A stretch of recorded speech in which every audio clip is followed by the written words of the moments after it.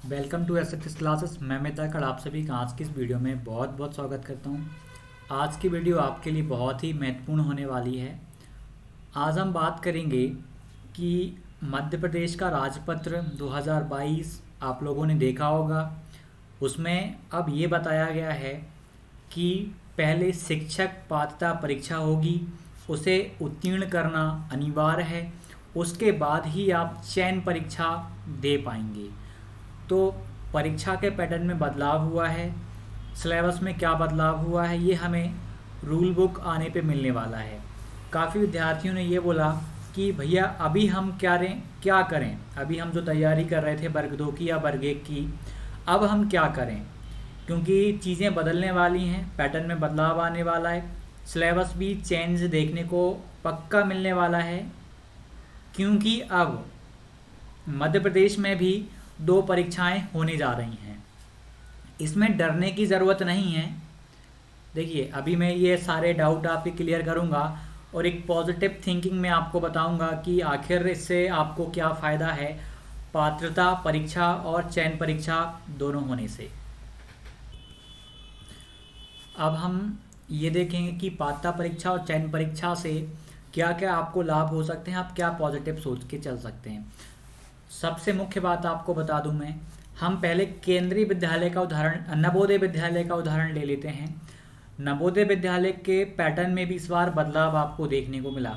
150 questions आया करते थे, उसमें से भी भाषाएं थीं, तो शायद 120 पर से उसकी मेरिट बनती थी अभी तक पुराने पैटर्न पे। लेकिन इस बार उसमें नवोदय विद्यालय में बदलाव हुआ, 180 प्रश्न उसमें आने लगे और उसमें नेगेटिव मार्किंग कर दी उन्होंने।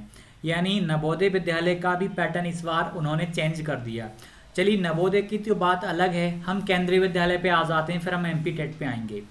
केंद्रीय विद्यालय का यदि मैं आपको एग्जांपल, नवोदय विद्यालय में भी आपको एक और बात बता रहा हूँ कि वहाँ पर भी सी टेट आपका क्वालिफाई होना चाहिए।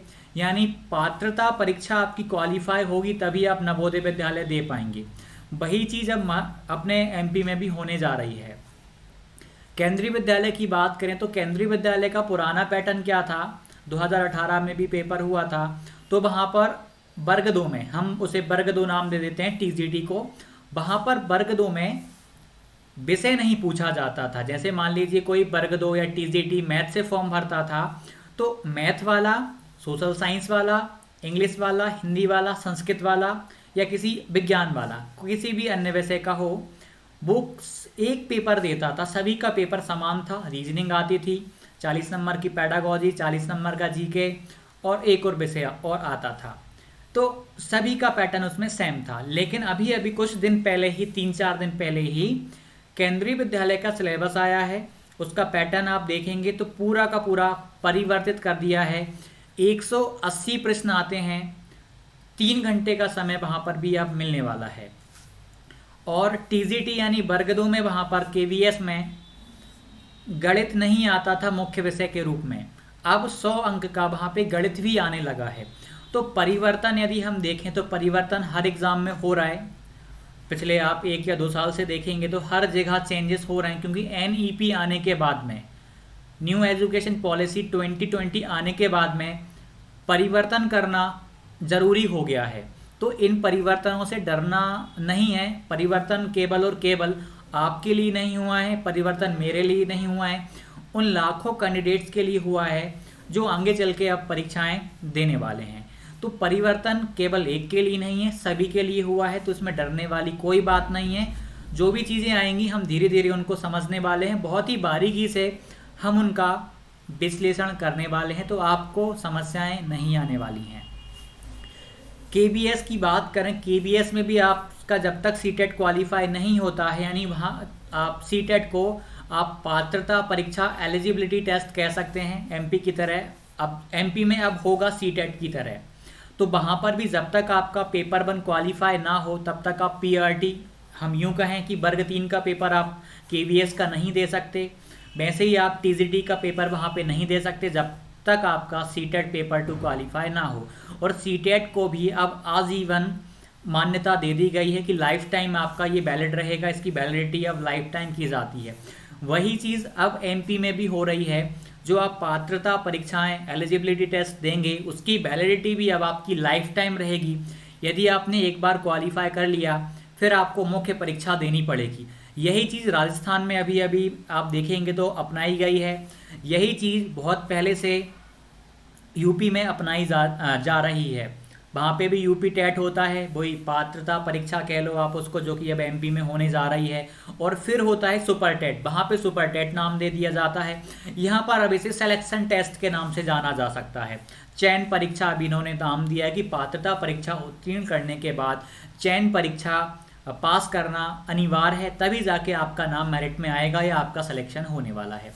तो एक पॉइंट यहाँ पर बन रहा है, क्या करें अभी कुछ समझ नहीं आ रहा। अधिकतर विद्यार्थियों के साथ में यही हो रहा होगा। केबीएस का सिलेबस चेंज हुआ है तो वहाँ के विद्यार्थी भी अभी कंफ्यूज हैं कि अब क्या करें। अचानक से सिलेबस चेंज कर दिया, 3 घंटे का पेपर कर दिया, 180 प्रश्न आएंगे। तो वही चीज़ कुछ वैसा ही आपको यहाँ पर अब अपने मध्य प्रदेश में देखने को मिलने वाला है। पात्रता परीक्षा वर्ग 1, वर्ग 2, वर्ग 3 तीनों विद्यार्थियों को देना पड़ेगा आपको। ऐसी पूरी संभावनाएं हो सकता है कि पात्रता परीक्षा का कुछ परसेंटेज आपका मुख्य परीक्षा यानी चयन परीक्षा में भी आपका ऐड हो जाए, जैसा कि आपका यूपी में होता है। अभी क्या करें कुछ समझ नहीं आ रहा। अभी देखिए, यदि आप शिक्षक बनने की आशा रखते हैं, आप शिक्षक बनना चाहते हैं तो सीडीपी आपका आएगा। आप जिस विषय से पेपर देना चाहते हैं वह विषय का आपका सब्जेक्ट आने वाला है। तो 2 विषय ऐसे हो गए आपके कि आपको इनको बहुत ही अच्छे से रेडी रखना है। कभी भी आपकी रूल बुक आ सकती है, कुछ भी हो सकता है, क्योंकि यदि नियमावली दे दी है उन्होंने 2000 मतलब मध्य प्रदेश राज्यपत्र 2022 दे दिया है, यानी कि इन चीज़ों पर भी अंदर काम चल रहा है डिपार्टमेंट में, कभी भी कुछ भी चीज़ें जारी हो सकती हैं। तो अभी आप सीडीपी पे अच्छी कमांड करिए। एमपी में सीडीपी अच्छे लेवल की आती है। मैं किसी भी राज्य से यदि तुलना कर लूँ तो मध्य प्रदेश की सीडीपी थोड़ा सा ठीक अच्छे लेवल की आती है। मैं ये नहीं कहूँगा बहुत ज़्यादा डिफ़िकल्ट आती है, लेकिन उसका स्तर काफ़ी अच्छा रखा गया है। बहुत ज़्यादा हाई भी नहीं है, बहुत ही ज़्यादा सिंपल नहीं है, मॉडरेट टू डिफ़िकल्ट उन्होंने रखी हुई है। तो सीडीपी आपको बहुत ही अच्छे से करनी पड़ती है एमपी में। आपको आपका विषय भी अभी करते रहना है। जो आप तैयारी, ये वीडियो उन अभ्यर्थियों के लिए है जो कंटिन्यूअस हैं, तैयारी कर रहे हैं, या जो बीएड में जिन्होंने एडमिशन लिया है, फर्स्ट ईयर में है बीएड या डीएलएड के, या जो अभी सेकेंड ईयर में हैं, उनको पात्रता परीक्षा से तो गुजरना ही पड़ेगा।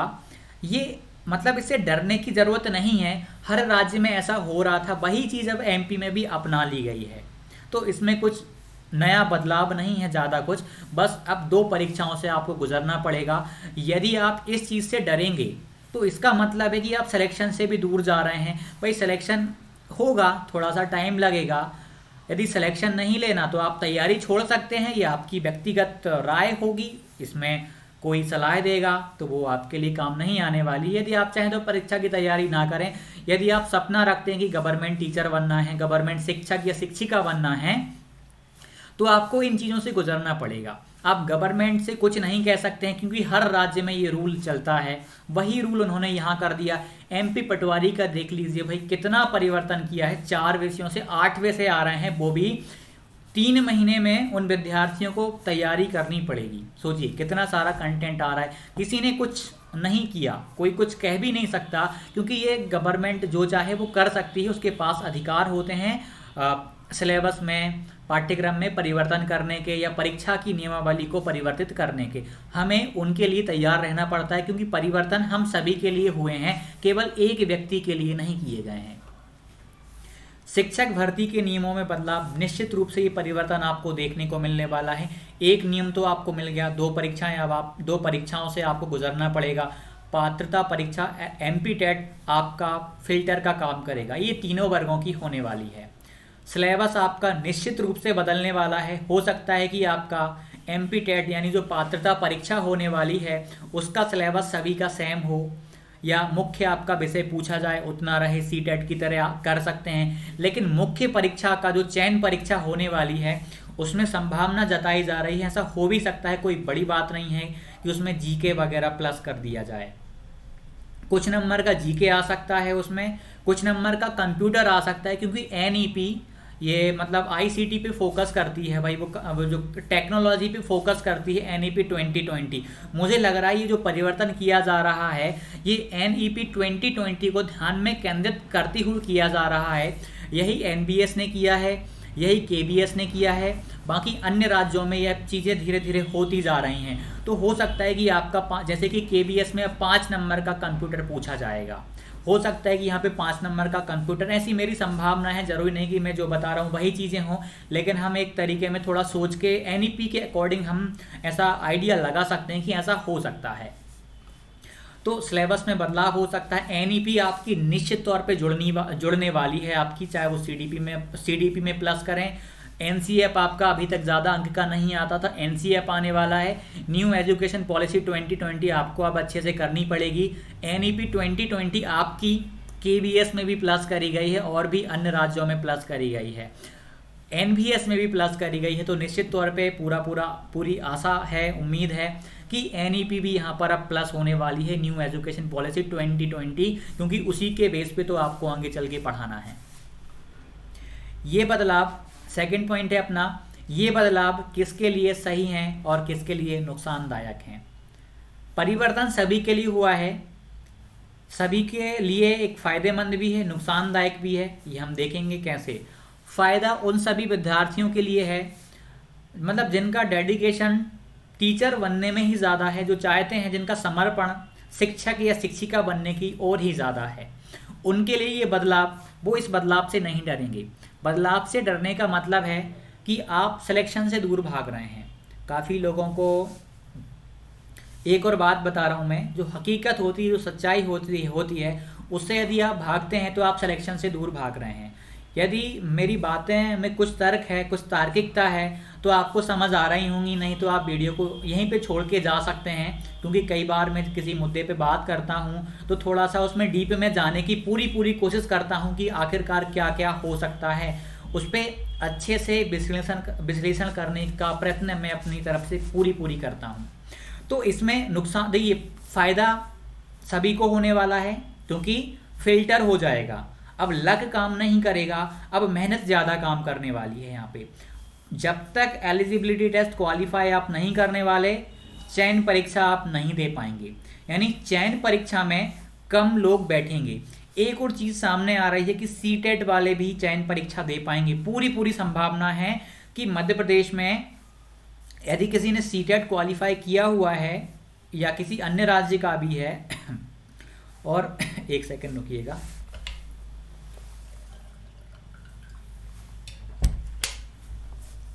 यदि सीटेट क्वालिफाई किया है तो हो सकता है कि उसे परमिशन दी जाए कि वो चयन परीक्षा भी दे सकता है, वहाँ पे पेपर 1 पेपर 2। और कुछ लोग बोल रहे हैं कि वर्ग 1 में ऐड नहीं करने वाले, जबकि वहाँ पर आप मध्य प्रदेश का राज्यपत्र पढ़ेंगे, मैंने वीडियो भी बनाई है, वहाँ पर लिखा गया है पात्रता परीक्षा उत्तीर्ण करना अनिवार्य है, उसके पश्चात चयन परीक्षा भी अनिवार्य है, तब जाके आप सिलेक्शन प्रोसेस में आप पार्टिसिपेट कर पाएंगे। आप राज्यपत्र ध्यान से देखेंगे वर्ग 1 के लिए, उच्च माध्यमिक शिक्षक के लिए, तो वहाँ पर पात्रता परीक्षा का भी जिक्र किया गया है, होगी। मुझे पूरा, यदि उसमें नियमावली में आया है तो पूरे चांसेस हैं कि वर्ग 1 वालों को भी एमपी टेट से गुजरना पड़ेगा। हो सकता है कि सभी के लिए कॉमन पेपर हो, या हो सकता है कि तीनों के लिए अलग अलग हो। ये जब नियमावली आएगी रूल बुक आएगी एलिजिबिलिटी टेस्ट की, तो उससे हमें सारी चीज़ें स्पष्ट हो जाएंगी। नुकसान की बात करें, नुकसान उन विद्यार्थियों को बहुत ही ज़्यादा होने वाला है जो इन बदलावों के लिए तैयार नहीं है, या वो ये बदलाव चाहते ही नहीं थे। बदलाव तो कोई नहीं चाहता कि हो, लेकिन जब बदलाव आता है तो कठिनाइयों का सामना सभी को करना पड़ता है। केवल एक के लिए बदलाव नहीं आया, आपके लिए, मेरे लिए, हर प्रत्येक विद्यार्थी के लिए, प्रत्येक शिक्षक शिक्षिका के लिए, टीचर के लिए ये बदलाव आया है। तो इससे डरने की ज़रूरत नहीं है, इसको समझने की ज़रूरत है कि आगे चल के कैसे आप तैयारी करें। परिवर्तन आ गया है, इसमें काफ़ी सारे लोगों को फ़ायदा होने वाला है। आप अपने हिसाब से सोच के देखें कि आप इससे, आप इस परिवर्तन में आप क्या नया कर सकते हैं, आप क्या कुछ अच्छा कर सकते हैं। क्योंकि अब चीज़ों को समझना थोड़ा सा तो मुश्किल रहेगा, क्योंकि गाइडेंस देने वाले लोग अब ज़्यादा अवेलेबल नहीं रहेंगे, वो थोड़ा सा आगे तक सोच के आपको नहीं बताने वाले। तो थोड़ा सा आपको भी संभल के अपने दिमाग के अकॉर्डिंग, अपने विचारों के अकॉर्डिंग चलना पड़ेगा। क्या शिक्षक बनना कठिन होगा?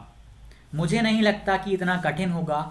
बस 2 पेपर ही तो निकालने हैं, टेट क्वालिफाई करना रहेगा, चयन परीक्षा देनी पड़ेगी। बस प्रोसेस थोड़ी सी लंबी होने वाली है, सभी के लिए लंबी होने वाली है। एक सेकेंड।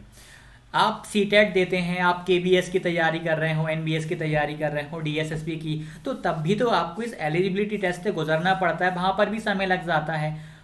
तो मुश्किलें बस अभी आने वाली हैं। थोड़ा सा स्टार्टिंग में जो पहला एलिजिबिलिटी टेस्ट होने वाला है, वहाँ पे समस्याएं आने वाली हैं।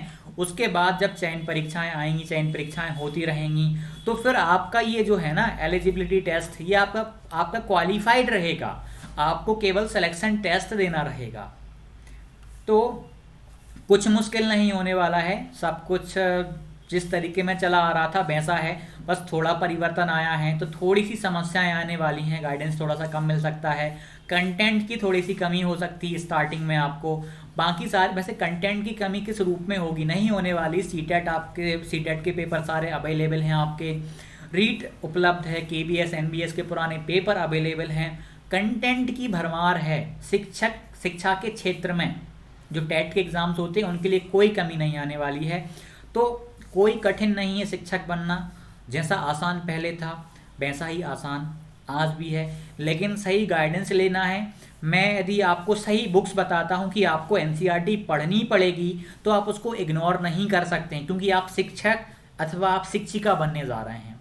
तो आप जो ऑथेंटिक बुक्स होती हैं, जो मैं हमेशा जिक्र करता हूँ, हमेशा बताता हूँ, हमेशा सही रणनीतियाँ बताता हूँ, आपको वो अपनानी पड़ेंगी। आप केवल, मैंने पहले भी जिक्र किया है कि आप केवल एक पुस्तक जिसमें सारे के सारे 5 विषय दिए हों, उनके आधार पर आप गवर्नमेंट जॉब नहीं पा सकते हैं। ये मेरी बात को हमेशा ध्यान रखना।